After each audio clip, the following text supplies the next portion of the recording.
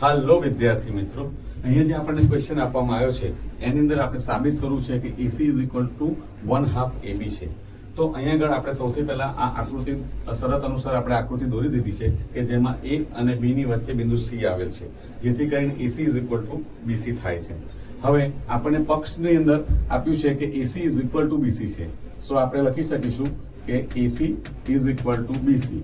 જે આપણને રકમમાં આપ્યું છે therefore we can say કે આ પક્ષમાં આપેલું છે અને આને આપણે સમીકરણ નંબર 1 કહીશું. હવે સમીકરણ 1 માં બંને બાજુએ AC ઉમેરતા therefore AC plus AC is equal to BC plus AC. હવે અહીંયા આગળ લેફ્ટ હેન્ડ સાઈડમાં AC માં AC ઉમેરીશું તો આપણે આન્સર મળશે 2AC અને રાઈટ હેન્ડ સાઈડની અંદર આપણે આકૃતિ પરથી જોઈ શકીએ કે BC plus AC. સો આપણે કહી શકીએ કે BC plus AC is equal to AB. હવે અહીંયા આગળ AC ને આપણે સૂત્ર કરતા બનાવીશું તો અહીંયા આગળ AB upon 2 આપણને મળશે. And therefore we can say કે AC is equal to 1/2 AB.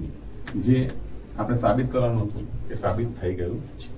Thank you વિદ્યાર્થી.